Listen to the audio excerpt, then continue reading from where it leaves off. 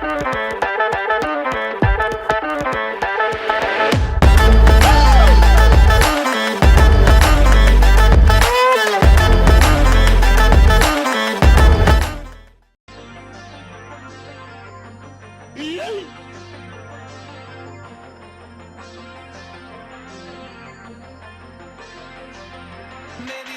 right, what's up? Good morning, everybody. Welcome to the show. It is Tuesday, July 25th, 2023. Welcome to episode number 415 of Simply Cyber's Daily Cyber Threat Brief podcast. I'm your host, Dr. Gerald Auger, and over the next 45 minutes, myself, Marcus Seiler, Jesse Johnson, Jonathan Carpenter, Xavier with all of his good vibrations. I saw Xavier in chat telling everybody to have a productive day.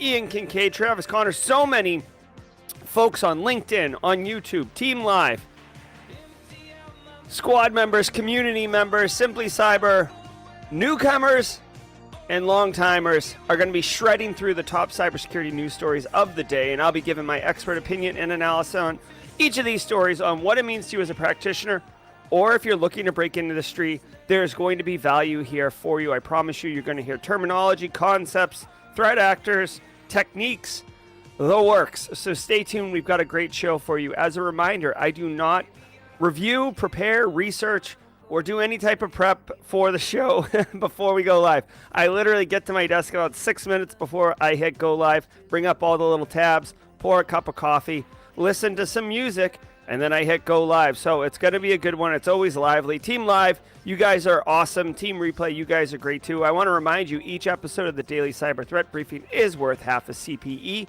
So be sure to say what's up in chat. And remember that those CPEs stack. What's up, Stephen Mount? Thanks for the squad. Those, oh, hold on. Where's my Chiron? Chiron. There we go.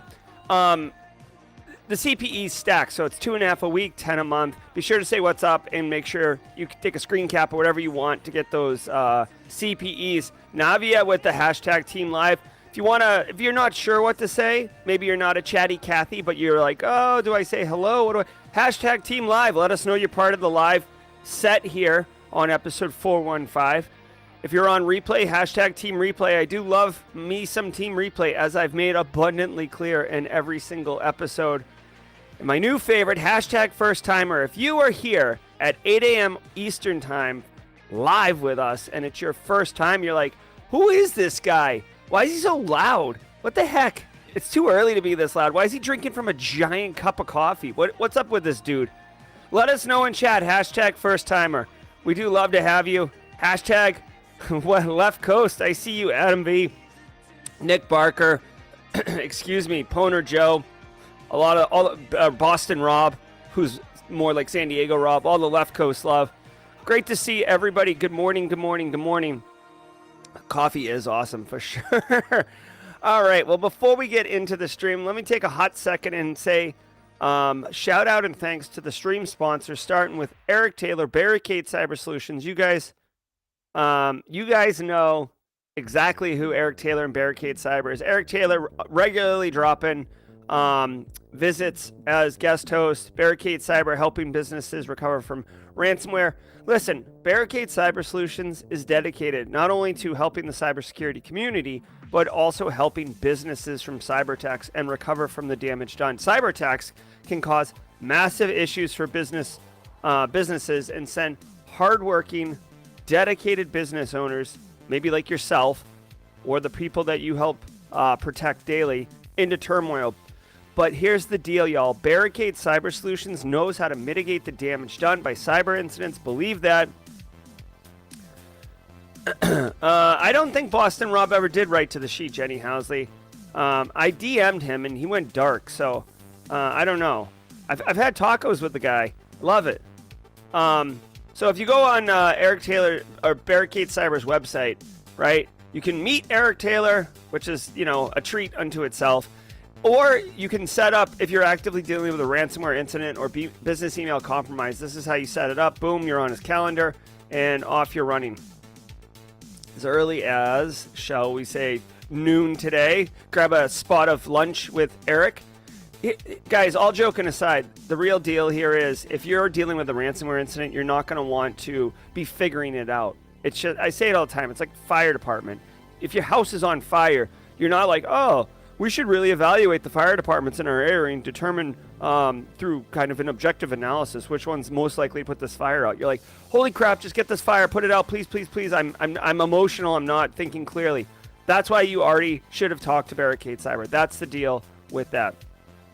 I also want to say shout out and love to Panoptcy Cyber. You guys know him, Brandon Poole, the crew up there at Panoptcy, delivering massive value to businesses. But one value, as much as Barricade Cyber is right of boom and helping with ransomware incidents, Panoptcy Cyber is left of boom with one of their services, a quantified risk assessment, which basically, say you're taking over a new program, greenfield, or you're cleaning up some other CISO's mess, whatever it is, you can come in with a quantified risk assessment, clear the deck, and lay out a 3-year roadmap with a plan for each year, each quarter, frankly, on cyber risk spend, how it's going to actually result in cyber risk reduction, how you can report that up to leadership, just where you have duplicative controls in place, which does happen if you can imagine that, where your biggest gaps are, etc. It's like basically being able to turn on the lights and look around and see what your actual situation is. That's a quantified risk assessment. Massive value.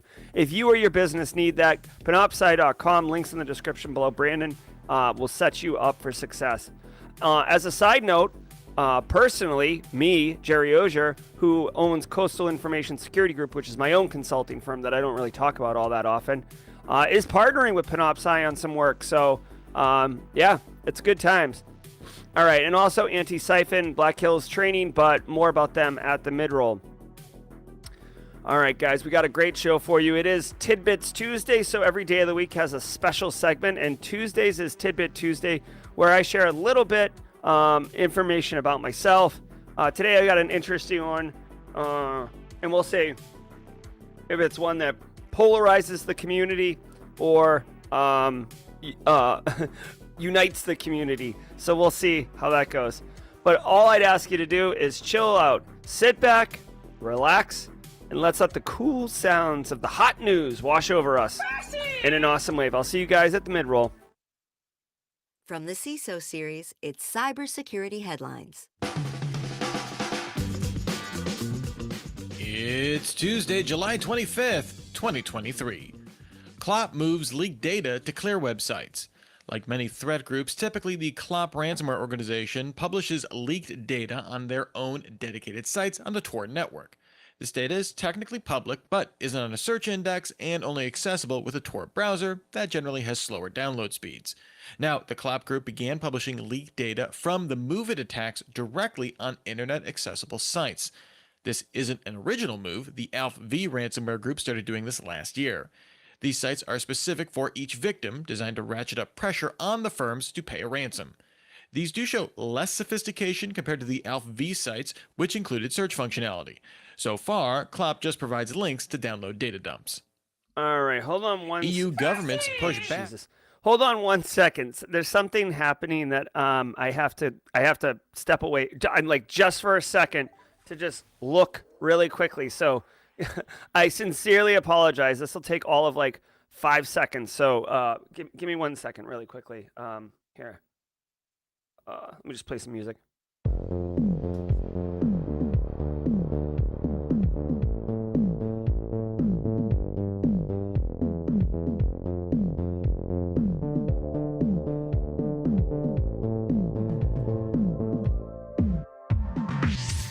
Okay, issue solved. All right, hey guys. Okay, so Clop now leaks its data on clear web websites. If you want to see what a data dump is without having to get a Tor browser and a hazmat suit on, there you go. There's probably, is there a link? Let's see if there's a link. I would recommend, hold on 1 second. I would recommend, depending on who you are, here's the deal. Depending on who you are and what you're doing, you may not want to download this data. It could seem appealing, okay, where you're like, oh, like, let's just go grab this data and mill through it. You know what I mean? But you do run the risk of entangling yourself in a data breach of sorts, right? I will say, I know, there are threat intel analysts, there are, incident response firms that will go through, because you need to understand what the data is so you can properly assess the impact and contact people and stuff like that. But just going, YOLO on the data, I don't know. You make your own choices, but obviously Klopp is let's think of what their motives are. They're obviously ratcheting up. They have so much data from the Move It breach now that I have to imagine they're discovering that just having it on dark web, aka Tor enabled or Tor, accessible websites is not yielding as much God damn it, as much impact. It's not yielding as much impact as they wanted, right? The whole reason that you leak it on a dark website is so you can embarrass and scare the victim into wanting to pay a ransom. Well, my suspicion is that it's such a massive data breach with so many different victims that the victim pool is it's almost like hiding in plain sight, because there's so many victims that people are just, I don't want to say overwhelmed, but you're almost numb to it, right? Oh, it's DHL. Oh, it's Ubisoft. Ooh, it's, whatever, like city of Minneapolis, like whatever, right?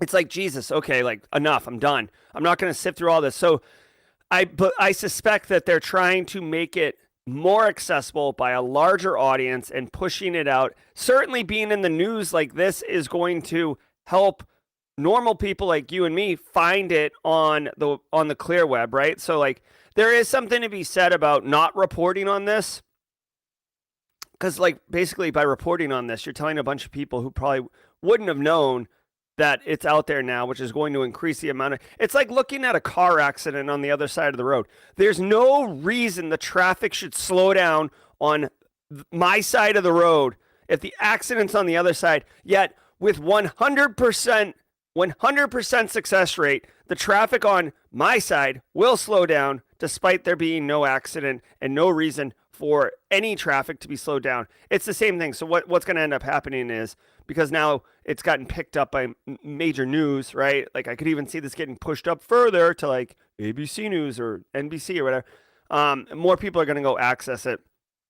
I don't know if it's going to result in more ransoms being paid. That's to be determined.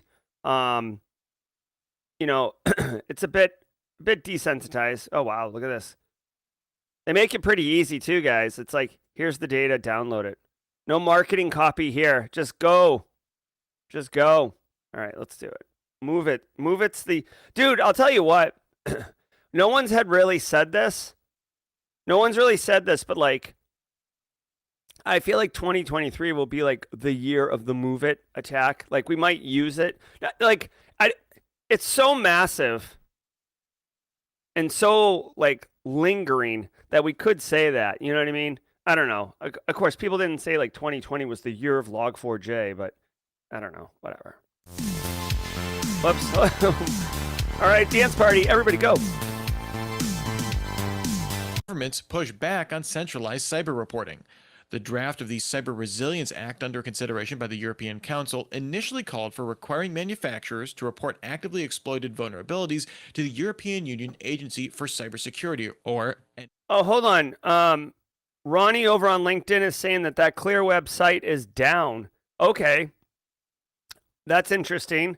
So everything I just said, I still feel strongly about. And now I'm wondering if whoever hosts the clear website, because you can't really, I mean, you can get bulletproof hosting, but whoever's hosting this, I wonder if they were able to pull it down like the federal government or something like that. Interesting. ESA. However, after pushback on this requirement, the EC amended the bill to now call on reporting these to EU member countries' Computer Security Incident Response Teams, or CSIRTs. This body would then send warnings of the vulnerabilities to other national authorities under an intelligence sharing platform operated by Anisa. Some critics of the first draft of the CSA said having Anisa stockpile all vulnerability disclosures made them a more likely target for cyber attacks. Oh my God. Okay, yeah, more likely target of cyber attacks for sure, for sure. When I read this, I can't help but be like, I can't help but like think of Nicole Pelroth's book. This is how they tell me the world ends.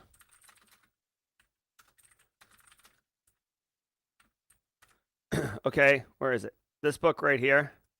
I can't read a story like this and not think of this book right here. Okay, what they're proposing here is, and it's a good idea on the surface, is that all manufacturers, I guess, and I might be getting this a little bit wrong, but all manufacturers in Europe, like, so say they're like a bug bounty, right? And like Siemens has a bug, and I report it through, HackerOne or Integrity or something like that, and they get notified and they validate it. Yes, true bug.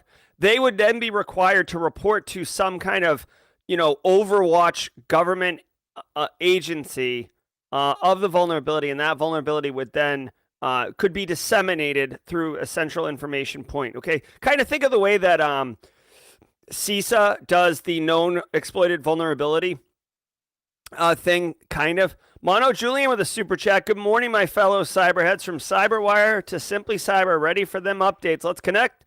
Looking for a fellow Gotha within here, live in the Boston area, or live in the Boston area. Did we just become best friends? Yep. Thank you so much, Mono Julian. Great call, too. Looking to go golfing with somebody, a fun activity that you can share, and get some good exercise, a good walk. My man, so if there's another Boston player who's wanting to do golf, not disc golf, because that's what I'm into, but if you're looking to hit the links with Mono Julian, connect with him. Good call, Mono, and thanks for the super chat. So back to this one. Think of the way CISA does the known vulnerability exploited catalog, except those are all already out there. My suspicion is that this, and this is where it gets tricky, is that this is for vulnerabilities that are unreported or not, or reported, right? So you could be stockpiling things that the vendors are still looking to patch and roll out. And while on the surface it sounds cool because it's like, oh, like let's do like real intelligence sharing. At the same time, it really begins to give me irritable bowel syndrome to think of giving very powerful nation states access to 0 days effectively. And again, in Nicole Pelroth's book, she goes into great detail in the first half of the book about how 0 days are weapons and how governments love having them. And it really is a cyber weapons arms race. And I'm just thinking, if we assume good faith by this centralized body in Europe, then they are a massive target to hack because they would have all the 0 days. And if you want to think nefariously and cynically, well, then you're basically requiring vendors to report 0 days up to a central body who's going to have means, money, time, energy, resources to weaponize those and use them as a super cyber tool kind of thing. So, draw your own conclusion. Be cynical. Be what's the word I'm looking for? Optimistic, but this is part of the reason. So I just wanted to qualify why something that seems so easy and so obvious. Why would anyone reject it or push back? Cost of a data breach up 15%. Yeah. That finding comes from IBM Security's Cost of a Data Breach report, which looked at global organizations from March 2022 through March 2023. The overall cost of a data breach jumped 15% over the last 3 years to an average of $4.45 million. Within that cost, detection and escalation cost increased 42% in that period, showing a shift to more sophisticated breach investigations. Organizations not disclosing ransomware-related data breaches to law enforcement saw breach life cycles take up 33 more days than average, with an additional $470,000 in costs. 57% of organizations that experienced a data breach plan to pass that cost off to consumers, while 51% plan to increase security investments. Well, okay, so there is a lot to. Oh, by the way, I want to say what's up to Sherry. I feel like Sherry's come back for more here. Sherry's the grandmother who's getting cyber knowledge to engage with her grandkids. Good to see you, Sherry. Guys, so so the IBM Verizon data breach incident report is a annual report that I love. Again, I still haven't had time to read it this year's, which is disgusting. But get back to me on September 2nd because I'm going to be all up in I'm going to be all up in a lot of things businesses starting September 2nd if you're picking up what I'm putting down. IBM does release the X-Force Threat Intelligence report. I don't know if they call it that, but basically it's an annual report that IBM has. Now, you got to remember, guys, Verizon data breach, IBM's report, there's an M-Trends one. I forget who makes the M-Trends one. It might be Trend Micro, but there's these reports that, and I don't know if FireEye releases one. They totally should. But there are these reports where these massive security vendors that have huge deployments, like globally, they have so much freaking intel that they can report very accurate, informed statistics just because they have the telemetry and it's good. It's another thing when you're just like pontificating where like you interview like 8 professionals in the space and then you report that like 72% of businesses think that they're spending too much. It's like, yeah, but your data set's kind of poor. IBM securities reports are right on. So there is when I say there's a lot of meat on this bone, we could do an entire hour show on this report and this story alone. So I won't do that right now, but note to self, note to the mods, note to whatever. I am capturing show ideas for recurring shows since I'm going to have more time to do more shows starting in September. So I think this could be a good one. Maybe this will be part of SC Cafe. Just like this is what I think is fun. Casually discussing cyber statistics. Now, of all the things that jumped out in this report, one thing that I want to call out to your attention is that they said here, where is it? It said that detection went up. Where is it? All right, key findings right here. I'm going to pull on this string right here. Key findings, detection and escalation jumped 42%, okay? And representing the highest portion of breach costs. Okay, so check this out. I have a suspicion that this is jumped almost 50%, right? Like this is a massive jump. And I believe hold on, let me see if I can get this screen a little bit better for everybody. Yeah. I suspect this is why is because when you think of like information security spend, right, from a CISO's perspective, a lot of like left of boom stuff, like protection mechanisms, they're kind of, yeah, they have maintenance costs and ongoing fees and stuff like that, but they're kind of like you buy a firewall, you install it. The GRC stuff doesn't have massive spend. Maybe you get an information security training platform, whatever. The EDR solutions, that's where spend comes. The SIM solution and logging of telemetry in your environment, right? Like all the things that SecOps people look at, the security operations people, blue team defenders, everything they're looking at when there is an incident, like ask Eric Taylor in chat. I'm sure Eric's in chat. When you come on a breach, right? So like, let's just say Jesse Johnson owns a dispensary, right? Because he lives in Colorado. He owns a dispensary and he gets hit, right? He calls Eric Taylor at Barricade and says, Eric, I just had a ransomware attack. Please get over here. And Eric runs over and kicks in the door, right? And he's like, what? He's like, all right, Jesse, I'm here. I'm going to set you up.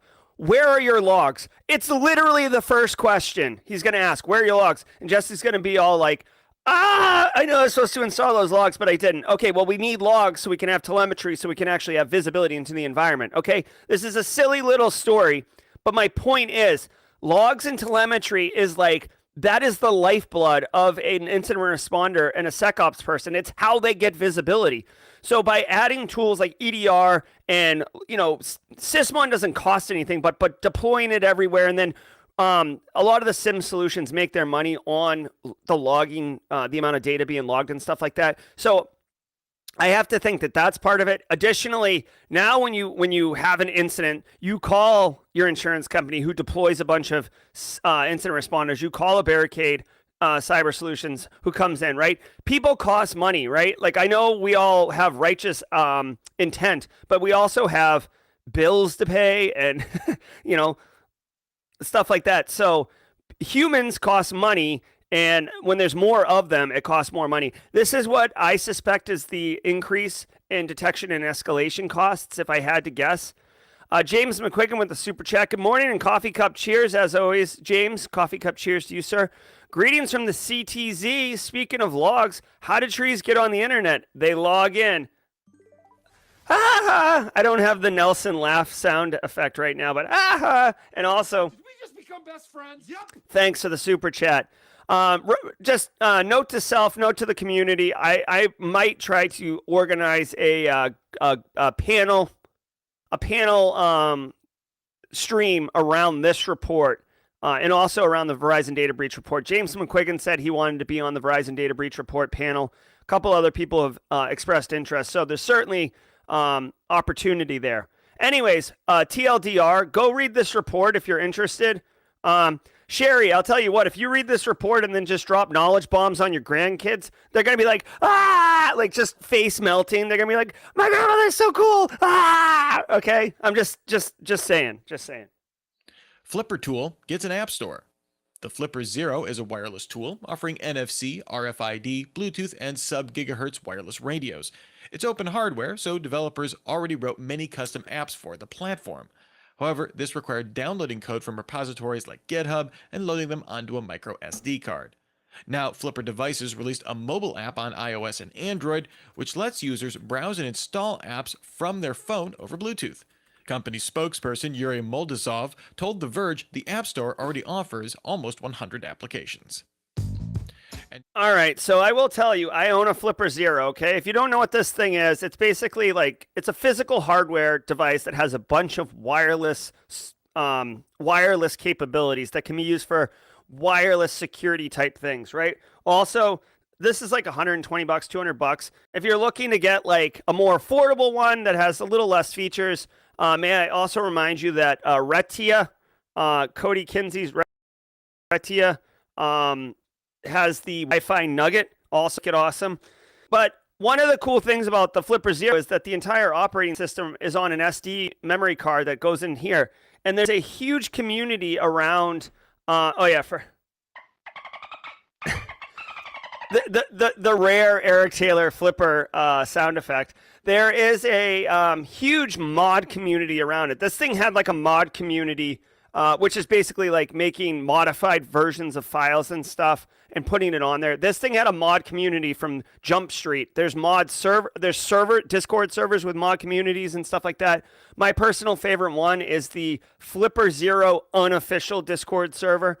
Long story short, if you got one of these things, they're fun to play with, and the community is so strong that now they have an app store, which just makes it easier. There is a web UI for updating it and in interfacing with it. It's just a lot of fun. You see people walking around with them. So I won't say much more than that. They do have a developer board for Wi-Fi, which I got and haven't done anything with. But don't worry, catch me after September 2nd. And because see how it's got the GPIO pins up here? Hold on. Come on, bro. Camera likes my face. Yeah, GPIO pins, and you just drop it in. Doink. And now your Wi-Fi. I'm locked and loaded now, baby. So haven't messed with that. Huge community. There's an app store. If anybody in chat has gone to the app store and has any recommendations for apps, we could probably do some content around those. That'd be a lot of fun. Catch me outside. How about that? Yeah, thanks, ChatGPT. I will say just really quickly, this made major waves. People were like breaking into Teslas and stuff like that. I am not a professional pen tester. I found limited use for the Flipper Zero. It was fun. And I liked being able to save off the codes to open and close my garage and other people's garages. I tried to get the codes for unlocking my car, unable to do that. I was able to clone credit cards, but because of the chip technology, I was unable. I tried to buy I literally cloned my own credit card and then tried to purchase tacos from Taco Kitchen and was unable to execute the transaction. So it's fun. It's a party favor for me, but it's not. I'm not like quitting my job and going like pro pen tester with my Flipper Zero. So that's what it is. But it's part of the reason. To me, it's really a community. This is more for community. This is more of an SC Cafe thing than a Simply Cyber thing. Now a word from our sponsor, App Omni. SaaS cyber attacks are prevalent and often go unnoticed until data loss or a breach occurs. Sign-ins from an unusual IP address, stolen session tokens, these security risks can lurk in the shadows and put your entire SaaS estate at risk. Don't wait for a breach to secure your SaaS data. App Omni helps security teams to detect suspicious activity, decide what activities to be alerted on, and receive guided remediation. Learn how at appomni.com. All right, let's do the mid-roll. And also, I just commented to Robert Sanchez. Robert Sanchez, first of all, congratulations on having a GRC interview next week. That's fantastic. Super pumped for you. GRC tools, I will say, I put it in chat. My GRC Analyst Masterclass does have labs in each segment where we do use some tools. However, I will say if they're talking about enterprise grade tools like RSA's Archer or something like that, you're not going to get access to that tool as a general end user because it's an enterprise grade application. And spoiler alert, Robert, I mean, I don't know how flippant you can be with this interview, but like, you know, secret, like a lot of GRC people use Excel. Like I know we don't bring it up at Thanksgiving dinner table, but like Excel is a pretty powerful tool for the GRC analyst. All right, let's keep going. It's a mid-roll, so we do the same thing here. Hey. All right, guys. We made it halfway through the show. It's 8:30, bottom of the hour. Want to just take a hot minute and thank all of you for being here. All 200, holy crap, 318? What? Jesus, you guys snuck up on me. I was like, had my head down working on something up here. I look up and there's 318 of you. That is fantastic. I suspect that that's a new record, so congratulations, Simply Cyber community. Super, super pumped to have all of you here. I would like to say, if you're getting value from the show, take a minute. If you're on YouTube, hit the like button. It's not for my feel-good vibes. It's literally, if enough of us hit it, it will trigger the YouTube algorithm, and YouTube will go find other people who are searching for cybersecurity content, and will bring them here, or at least make them aware of the stream. So please pay it forward. It is definitely a record. There's no doubt. 318 is a record.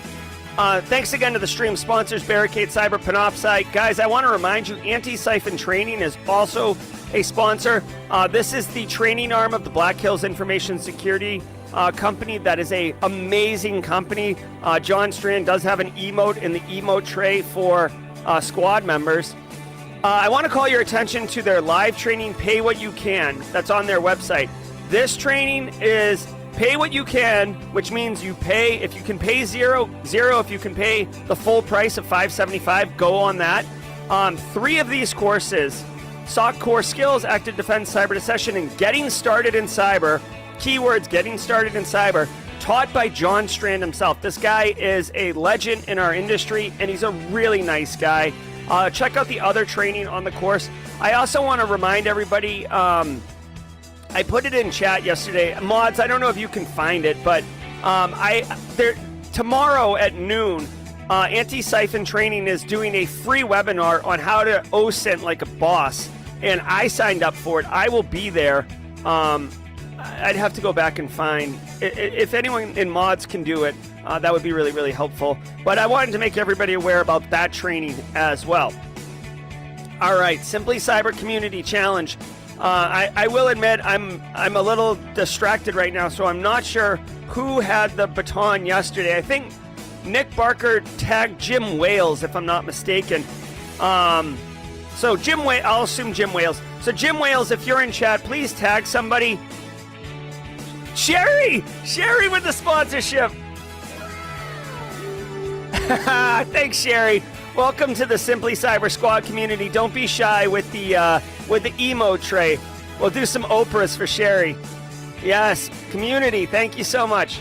So Jim Wales, please pass the baton. Tag somebody. Guys, go onto LinkedIn, search for the hashtag that you're looking on screen, hashtag Simply Cyber Community Challenge, and connect, comment on the posts there, and then most importantly, do the connect button with the posters and the people in comments. Here's what's going to happen. You do this for like 2 weeks, your LinkedIn feed, like when you log into LinkedIn and see posts, they're going to be curated. It's going to be valuable cyber content. There'll be some other crap there still, but for the most part, you're going to start weeding out junk, and you're going to start getting a more positive, useful, valuable experience. Keep doing it. Lean into it. Build your professional network. Believe me, you are going to be so freaking happy that you did it. BSEC has just dropped the link in chat for me. This is it right here. Go there, please.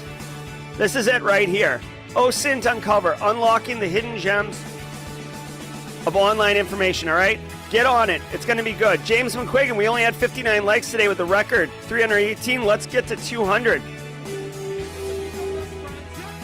All right. Finally, on Tuesdays, I share a little bit about me just to see if we resonate with each other. I want to tell you, I am digital all the time, all over the place. But even despite having bought like a little iPad mini and installing like a notes app and trying to use the pencil and write all these things, I got to tell you guys, I have not found anything that works for my workflows better than paper and pen and these like little journal notebooks. Like I use these things religiously, and I don't know what it is, but like the way that I think and the way that I remember and the way that I jot notes down and action items during meetings and stuff, it's got to be good old pen and paper. So I want to digital everything. I want to be Bobby Digital, to take a little Wu-Tang reference there for some people. I want to be digital everything, yet I cannot break free from the pen and paper with the little notebook. And it's got, like, by the way, just to be really particular, it's got to be this dimension, right? I don't like the big 8.5 by 11 one. Like, get out of here with that business. It's too big. And I don't like the little tiny ones. Those are annoying because I like, what am I going to write on this tiny sliver of paper? This right here, oh, this is the right size. It's about the size of my hand. So if you're feeling me, holla about it. Holla, holla, holla. I do like the Moleskine books. I am that guy. But yes, so I'm team notebook. I'm team living in the 70s. Holla.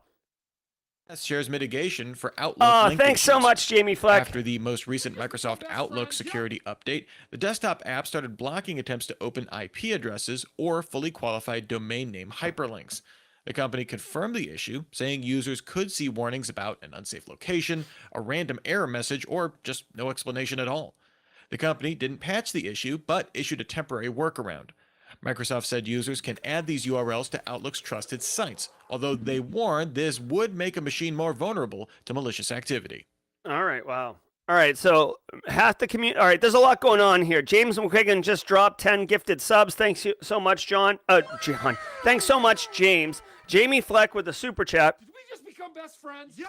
Guys, you guys are straight crushing it. David dropping compliments. Best cybersecurity podcast. Thanks, my man. All right. Also, Microsoft sharing fixes for Outlook hyperlinks not opening. So basically, if your end users are calling help desk and saying that it's not working, which I would have to think they're not, unless, they can't figure it out, because you could just copy and paste it into a browser URL bar and you're off and running. But apparently there's some issue. This is one of those things, guys. Here's the TLDR with this one. When we introduce security controls, right? A security control is to prevent bad from happening, but you've got to remember, we are on a slider. Think of a straight line, like hold on. I don't do this often, but think of a straight line, okay? And on one end is usability, and on the other end is security. And there's a little, pin or a slider bar on the thing. The more you get towards usable, the less secure it is, and the more you get towards secure, the less usable it is, right? So we live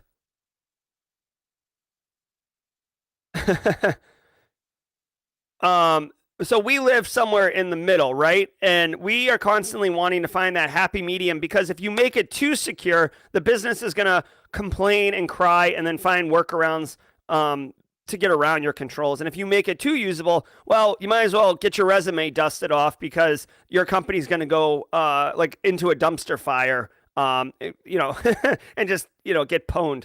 So we got to live in the middle somewhere. But occasionally we introduce a control that breaks things or doesn't work. And it sounds like this Outlook control to prevent Carl and other end users from clicking on stuff and not doing it right. Mods, it looks like Billy did some. Can you guys get a screen cap? Can you get a screen cap, please, so I could see what's up? So TLDR, it sounds like Outlook had a small thing and it broke, and now they can fix it.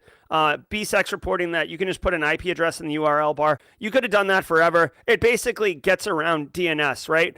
When you put an IP address in a URL bar, you're like explicitly circumventing DNS, which is domain name service, which basically translates names that you and I can read, like google.com, and translates it into an IPv4 address.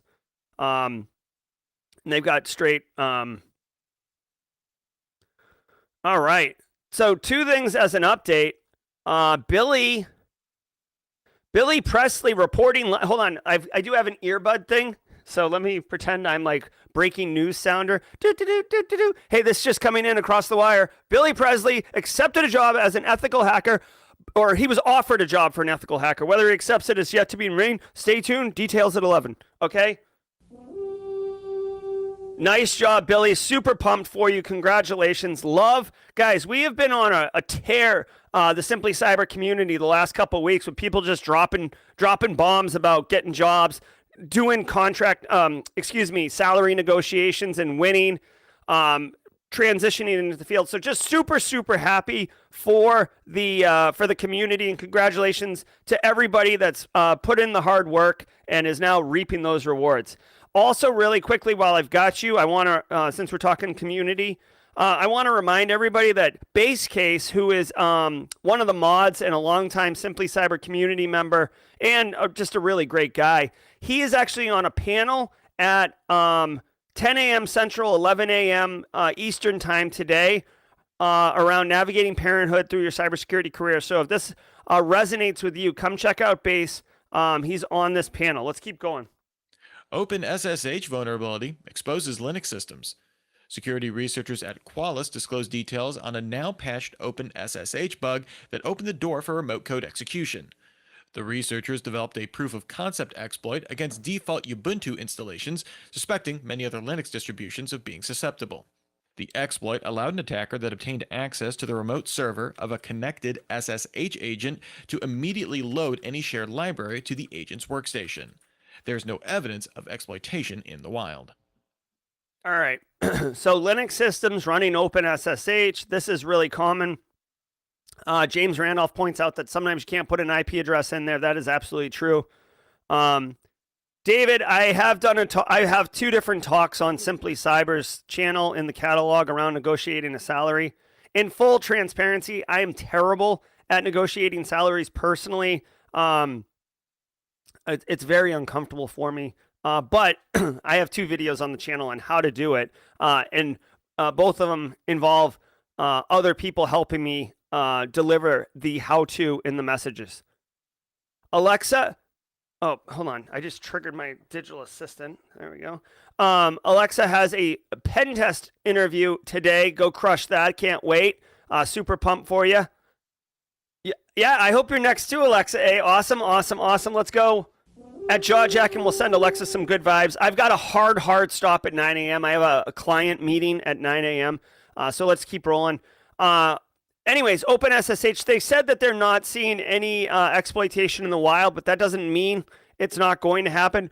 Remember, exploitation and a vulnerability score is a temporal value, right? Temporal meaning it's time-based. So this issue is an issue to note, but it's not a major issue. But right now, or in an hour, or tomorrow morning, a threat actor or security researcher could release a proof of concept or POC of exploitation, and then it gets posted on GitHub, and then people start tinkering with it. Then a full exploit gets released, right? And then when that's happening, when we're seeing active exploitation in the wild, the risk of this goes up, hence temporal. So all I would say is if you're running any version of OpenSSH on your Linux infrastructure before 9.3p2, you may want to investigate updating your OpenSSH. Guys, I will tell you, and this is my own personal experience and my own personal thoughts.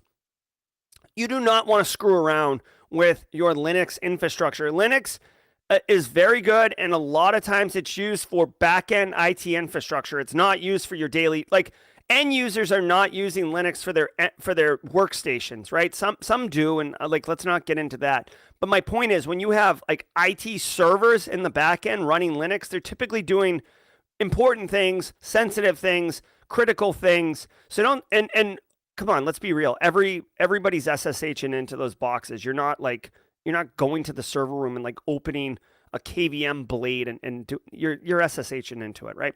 Or your automated scripts are SSHing into it. So don't screw around. Update your OpenSSH if you haven't done it, and let's go. Lazarus targeting GitHub devs.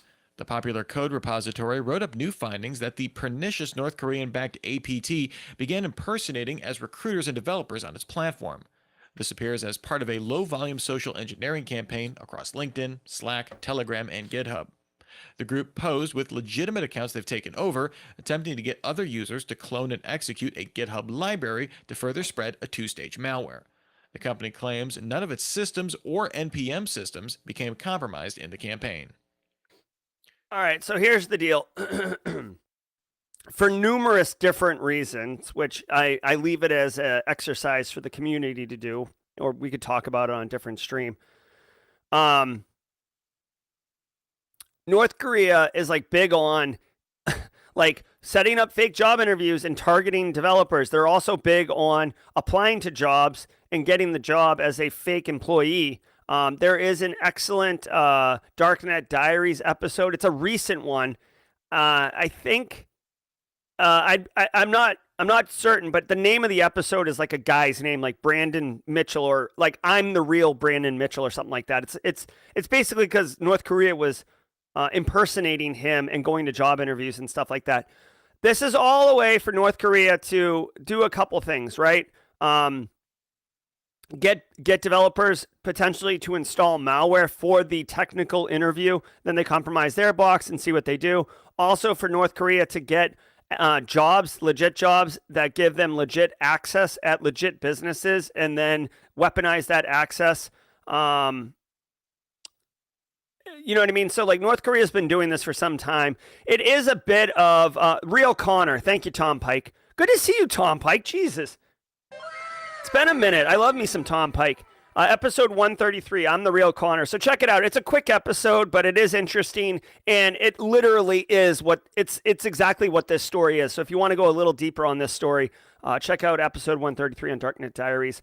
And you can see here, they're fooling targets into loading repos with malicious code. So this is like the most laborious social engineering tech I've seen for some time. But the idea is that they're getting developers and recruiters to install malware so they could take their box over and do, information stealing and probably spying and espionage type things and get source code.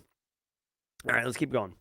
Twitter is now X. Stupid. We talked about it yesterday, but the platform formerly known as Twitter changed its branding to X, with X.com now redirecting to Twitter.com. Chairman Elon Musk described the current logo as interim, with the site now losing its iconic baby blue in favor of black. Musk already changed the legal name of Twitter Inc. to X Corp back in April. He kind of has a thing for this branding. He founded X.com back in 1997, which eventually transitioned to PayPal. All right. Okay, so a couple things here. One, Angular says, can I negotiate a salary even though there's clear lines? No, not typically. But what I would say, Angular, is don't try to negotiate extra compensation financially, but get other things like pay for my cell phone, give me Fridays off. I work, I get to work remotely. Like, think of things that are not financial that you can get.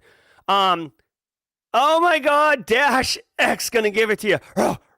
Like, get some DMX love in here, buddy. I get that everything is the X. It's just, here's my thing, right? And I was talking to a senior engineer yesterday. Like, how are you gonna search on the internet for X and think that you're gonna get Twitter's platform, right?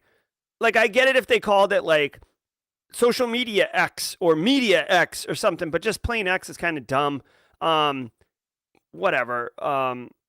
What are you going to call it? Like, oh, hey, send me, like, people are like, oh, I got a tweet. Oh, Jerry tweeted this, right? That's gone now. So what are you going to say? Like, Jerry X'd this? That's kind of dumb.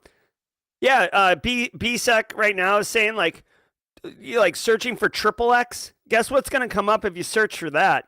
Not Twitter or not whatever, the artist formerly known as Twitter.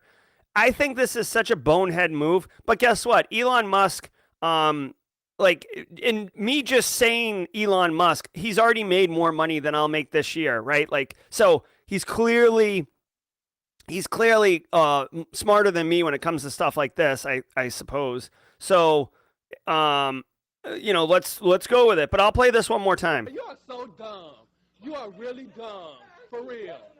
I just don't think it's a good idea. I think it detonates and implodes years of branding, marketing, value. I did see someone's hot take saying that, like, he's intentionally bankrupting it so he can get out of the purchase somehow.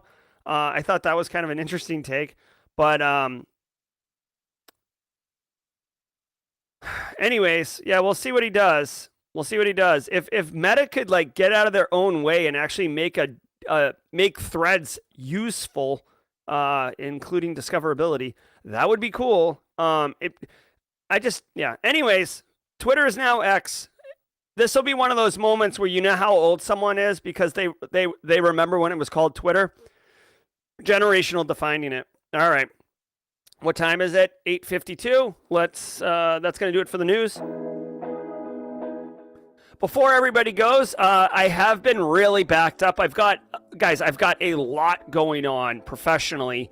But I haven't had a chance to do this yet. But tomorrow is Wednesday at 1 p.m. We are doing episode 5 of the How to Market Your Cyber Self Simply Cyber original podcast series. This is a limited 8-episode run. We've been doing it every 2 weeks for the last month. We'll continue it for next month.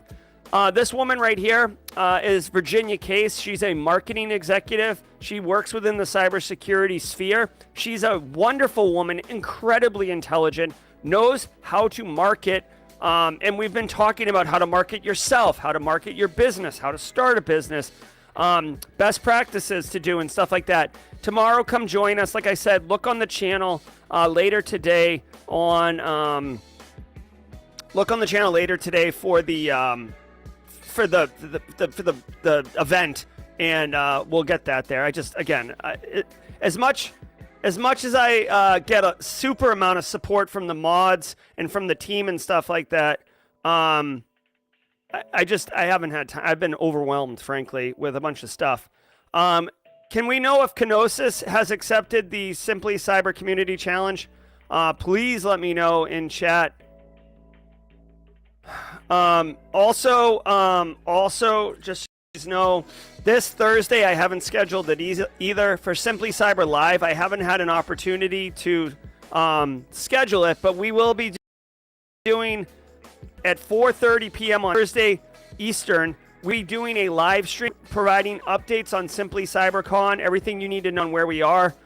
We've got our keynote, we've got our speakers lined up, we've got a bunch of great updates to share with the community. The workshops are lined up. We'll tell you how you can get involved, what you can expect to see in the next month.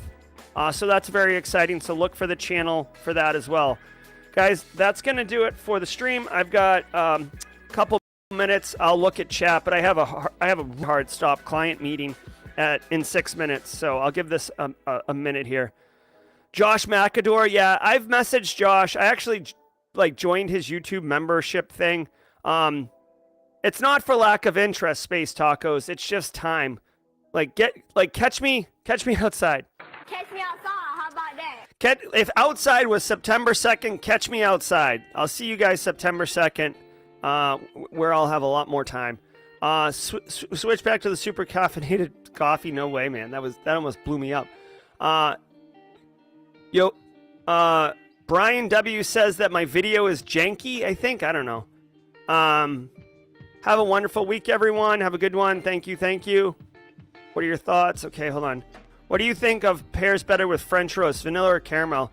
I mean, I don't put those additives in my drink, but I do enjoy, I guess if I had to pick, I prefer caramel, but in my coffee I'd put vanilla if I had to have one. Eric with the squad membership, gifted membership, going to Xavier. Thank you, Eric, for gifting that membership. All right, guys. Did we get it? Can we tag Dash? Dash? I do want to get the Simply Cyber Community Challenge sorted out. Dash, can we get you... would Dash like to accept... Hey, Carl. Can we... Dash, would you like to accept the Simply Cyber Community Challenge? Let me know before we end the stream. Jamie Fleck, again, thanks for the super chat this morning. Very, very appreciative. Have a good one, Carrie. Be good. All right, Dash is accepted. So where we go? Go, guys, on to LinkedIn and look for Dash's Simply Cyber Community Challenge. Thanks so much, Dash. All right, guys, that's going to do it for the show. I'm Jerry. You're the Simply Cyber Community. Thank you all so very much. And we will see you tomorrow at 8 a.m. Eastern Time. Be good, everybody. I hope you enjoyed that content. Keep the cybersecurity train going by connecting with the other Simply Cyber community resources. We have the Discord server that's lively and always keeps the conversation going. You can connect with me directly on LinkedIn. And also every single weekday morning on the Simply Cyber channel, we're doing live daily cyber threat briefings, 8 a.m. Eastern Time, as well as Thursday at 4:30 p.m. We're doing live stream interviews with industry experts, and we produce videos that we push out every Wednesday morning.